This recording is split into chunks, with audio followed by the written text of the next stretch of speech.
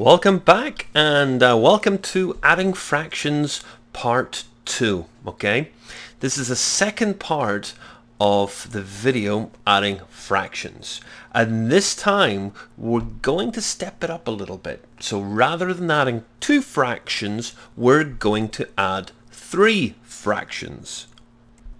Here is our first example. We have 3 fractions here, 3 over 9, 5 over 9, and 4 over 9. And we're going to add these 3 fractions up. Now, just like we said in the last video, every denominator here, they're the same. 9, 9, and 9. Okay, so these do not change. The denominator here for the answer will not change. We do not have to do any calculations because they're exactly the same. So this here would also be 9. Okay? So this would be 9. So the calculations that we're going to do, we're going to add up the 3, the 5, and the 4. And that will give us the numerator for the answer. So 3 plus 5 equals 8, plus 4 would equal 12. Okay, so the answer would be 12 over 9. But hold on, there's something wrong here. Do you know what we call a fraction where the numerator is bigger than the denominator? Okay, well, if you said an improper fraction, you're absolutely correct. This is what we call an improper fraction. Okay, this is an improper fraction because the numerator on the top is much bigger than the denominator below.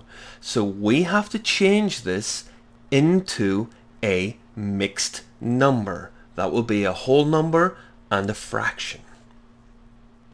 Okay, so 12 over 9. How do we change this into a mixed number? The first thing we've got to do is we've got to divide the 9 into the 12, the bottom into the top. How many 9s are in 12? How many groups of 9 would be in 12? Well, there would be 1 9 in 12, okay? So we've got 1 9 in 12. What's left over? Well, 3 would be left over. Over, what would our denominator be? Well, remember what I said before. If these are all the same, it doesn't change. It stays at 9. Okay? So now our answer would be 1 3/9. Okay?